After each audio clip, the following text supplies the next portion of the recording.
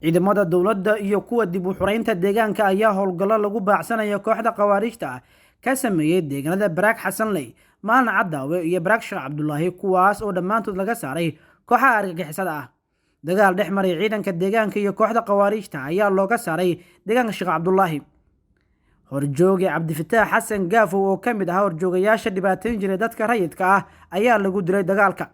sidoo kale waxay ciidamadu qaarijiyeen horjoogayaal kale oo looga daba tagay dhulka hawdka ah. howlgalka waxaa hogaaminayay saraakiil uu ka mid yahay Daawud Abuukar Daawud Gacme, kaas oo warbaahinta kula hadlay deegaanka Sheekh Cabdullaahi, isaga oo sheegay in ay tani sugayso haddii aysan maalmo isku soo dhibin kuwa ilaa iyo haatan ka barbar dagaalamaya kooxaha khawaarijta ah. bismillaah, alxamdulilah, wasalaatu wasalaamu calaa rasuulillaah sallallahu alayhi wasallam. waxaan maantay soo aadnay howlgal maaragtay khawaarij lagu baacsanayo. waxaana ka howlgalnay joognaa haddana aan ku sugannahay Baraag Sheekh Cabdullaahi Sheekh Daawud ayaan ku sugannahay. waxaan maaragtay khawaarijtii ka furannay hub dhaawacna waa la fakadeen, meydna maaragtay waa ka haynaa. alxamdulilah, ilaahaygiina waafajiyay ayaa mahadle.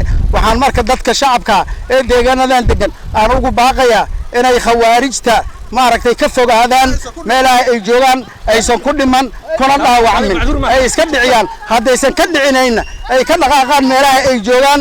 khawaarijtana waxaan ugu baaqayaa kuwa xumaa canaasiirta oo dadka deegaanadan u dhashay had iyo jeer xoolahooda iyo naftooda iyo dhiigooda iyo cirdigooda iyo sharafkooda banaysanaya.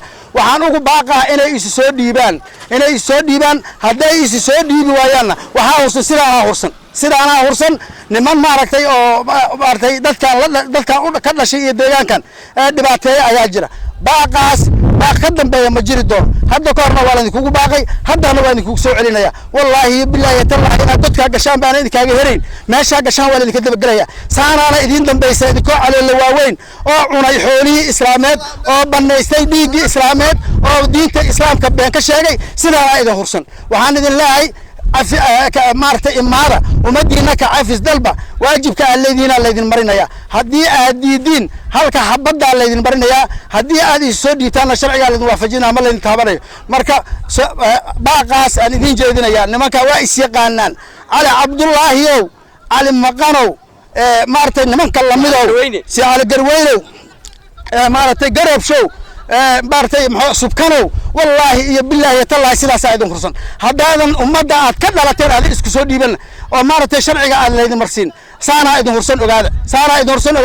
sidoo kale saraakiil kale oo qayb ka ah howlgalka ayaa warbaahinta la hadlay, iyaga oo sheegay in cashir loogu dhigay deegaanka Sheekh Cabdullaahi mid lamidana haatan ay u dhigi doonaan ilaa iyo inta al-shabaab laga saarayo dhulka Soomaaliyeed.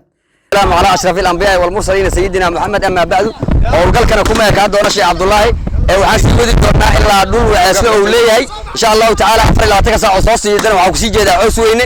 waana maasantiin hawshaan waa hawl dhaba, waana socod doontaa.